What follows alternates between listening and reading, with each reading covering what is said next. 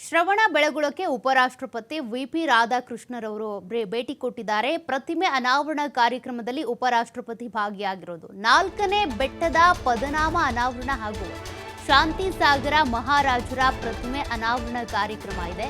ಈ ಕಾರ್ಯಕ್ರಮದಲ್ಲಿ ರಾಜ್ಯಪಾಲ ತಾವರ್ ಚಂದ್ ಗೆಹ್ಲೋಟ್ ಹಾಗೂ ಕೇಂದ್ರ ಸಚಿವ ಎಚ್.ಡಿ. ಕುಮಾರಸ್ವಾಮಿ ಸೇರಿದಂತೆ ಸಚಿವರಾಗಿರುವಂತಹ ಕೃಷ್ಣ ಭೈರೇಗೌಡ, ಸುಧಾಕರ್, ಶಾಸಕ ಸಿ.ಎನ್. ಬಾಲಕೃಷ್ಣ ಅವರು ಕೂಡ ಭಾಗಿಯಾಗಿರೋದು.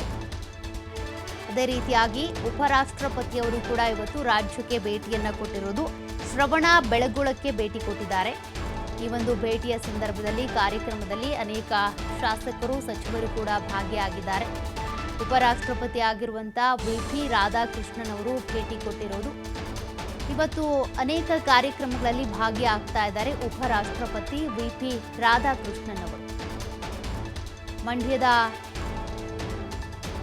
ನಾರಾಯಣಸ್ವಾಮಿ ದೇವಸ್ಥಾನ, ಚೊಲ್ವನಾರಾಯಣ ಸ್ವಾಮಿ ದೇವಸ್ಥಾನಕ್ಕೂ ಕೂಡ ಇವತ್ತು ಭೇಟಿ ಕೊಡ್ತಾರೆ. ಇವತ್ತು ಶ್ರವಣ ಬೆಳಗೊಳದಲ್ಲಿ ನಡೀತಾ ಇರುವಂತಹ ಕಾರ್ಯಕ್ರಮದಲ್ಲಿ ಇವತ್ತು ವೇದಿಕೆಗೆ ಆಗಮಿಸಿದ್ದಾರೆ. ನೀವು ಗಮನಿಸ್ತಾ ಇದ್ದೀರಿ. ಇದರಲ್ಲಿ ಕೇಂದ್ರ ಸಚಿವರಾಗಿರುವಂತಹ ಎಚ್.ಡಿ. ಕುಮಾರಸ್ವಾಮಿ ಅವರು, ಸಚಿವ ಕೃಷ್ಣ ಭೈರೇಗೌಡರು, ಸುಧಾಕರ್ ಅವರು, ಶಾಸಕ ಸಿ.ಎನ್. ಬಾಲಕೃಷ್ಣ ಸೇರಿದಂತೆ ಅನೇಕರು ಈ ಕಾರ್ಯಕ್ರಮದಲ್ಲಿ ಭಾಗಿಯಾಗಿದ್ದಾರೆ.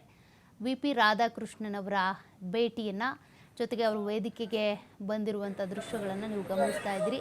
4ನೇ ಬೆಟ್ಟದ ಪದನಾಮ ಅನಾವರಣ ಕಾರ್ಯಕ್ರಮ ಇದೆ.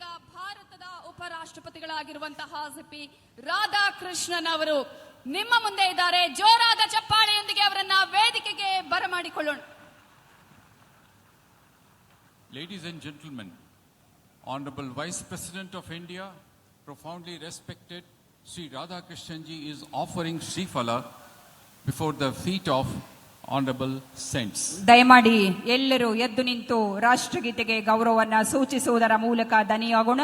ಹಾಸನದ ಇವತ್ತು ಚಾಮುಂಡಿ ಬೆಟ್ಟಕ್ಕೆ ಉಪರಾಷ್ಟ್ರಪತಿ ಭೇಟಿ ಕೊಡ್ತಾರೆ. ಚಾಮುಂಡಿಗೆ ವಿಶೇಷ ಪೂಜೆಯನ್ನ ಸಲ್ಲಿಕೆ ಮಾಡ್ತಾರೆ ವಿಪಿ ರಾಧಾಕೃಷ್ಣನ್ ಅವರು.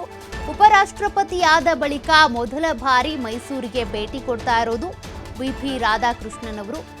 ಹಾಗಾಗಿ ಇವತ್ತು ರಾಜ್ಯದ ಅನೇಕ ಕಡೆ ಭೇಟಿ ಕೊಟ್ಟು ಕೆಲ ದೇವಸ್ಥಾನಗಳನ್ನು ಕೂಡ ಸುತ್ತಲಿದ್ದಾರೆ.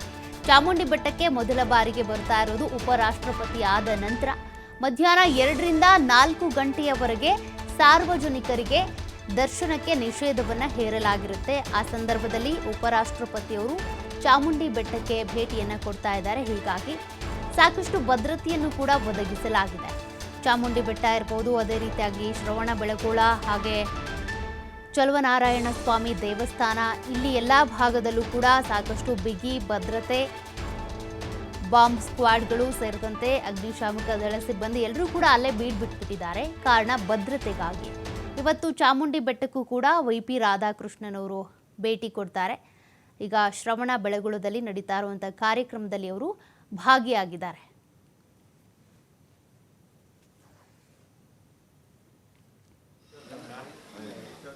ಇನ್ನು ಸಾರ್ವಜನಿಕರ ಗಮನಕ್ಕೆ ನೋಡೋದಾದ್ರೆ ಮಧ್ಯಾಹ್ನ 2 ಗಂಟೆಯಿಂದ 4 ಗಂಟೆವರೆಗೂ ಕೂಡ ಸಾರ್ವಜನಿಕರ ದರ್ಶನಕ್ಕೆ ನಿಷೇಧ ಇರುತ್ತೆ. ಹಾಗಾಗಿ ಆ ಸಂದರ್ಭದಲ್ಲಿ ಸಾರ್ವಜನಿಕರು ದೇವಸ್ಥಾನದ ಒಳಗೆ ಹೋಗೋದಕ್ಕೆ ಅಲ್ಲಿ ಅವಕಾಶ ಇರೋದಿಲ್ಲ.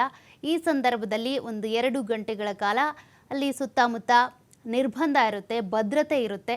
ವಿಪಿ ರಾಧಾಕೃಷ್ಣನ್ ಅವರು ತಾಯಿ ಚಾಮುಂಡಿಯ ದರ್ಶನವನ್ನು ಇವತ್ತು ಪಡ್ಕೊಳ್ತಾರೆ, ಬೆಟ್ಟ ಹತ್ತುತ್ತಾರೆ.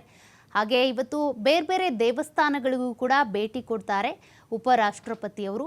ವಿಪಿ ರಾಧಾಕೃಷ್ಣನ್ ಅವರು ಉಪರಾಷ್ಟ್ರಪತಿ ಆದ ನಂತರ ಮೊದಲ ಬಾರಿಗೆ ಮೈಸೂರಿಗೆ ಭೇಟಿ ಕೊಡ್ತಾ ಇರೋದು. ಪ್ರತಿಯೊಬ್ಬರು ಕೂಡ ರಾಜಕಾರಣಿಗಳಾಗಲಿ, ಸೆಲೆಬ್ರಿಟಿಗಳಾಗಲಿ ತಾಯಿ ಚಾಮುಂಡಿಯ ದರ್ಶನವನ್ನು ಪಡ್ಕೊಳ್ತಾರೆ ಯಾವುದೇ ಅಧಿಕಾರ ಸಿಕ್ಕಂಥ ಸಂದರ್ಭದಲ್ಲೂ ಕೂಡ. ಕಾರಣ ನಾಡ ದೇವತೆ, ಅಧಿದೇವತೆ, ಆಕೆಯ ದರ್ಶನ ಪಡ್ಕೊಳ್ಳೇಬೇಕು, ಆಶೀರ್ವಾದ ಇರಲೇಬೇಕು ಅನ್ನೋದು ಪ್ರತೀತಿ ಆಗಿದೆ. ಹೀಗಾಗಿ ವಿಪಿ ರಾಧಾಕೃಷ್ಣನ್ ಅವರು ಕೂಡ ಮೊಟ್ಟ ಮೊದಲಿಗೆ ಭೇಟಿ ಕೊಡ್ತಾ ಇರೋದು, ಅಂದರೆ ಉಪರಾಷ್ಟ್ರಪತಿಗಳು ಆದ ನಂತರ ಕೊಡ್ತಾ ಇರುವಂಥ ಮೊದಲ ಭೇಟಿ ಇದು. ಮಧ್ಯಾಹ್ನ 2ರಿಂದ 4 ಗಂಟೆವರೆಗೂ ಇವರು ಭೇಟಿಗೆ ಅಂತ ಬಂದ ಸಂದರ್ಭದಲ್ಲಿ ಸಾರ್ವಜನಿಕರಿಗೆ ಇಲ್ಲಿ ನಿರ್ಬಂಧ ಇರುತ್ತೆ.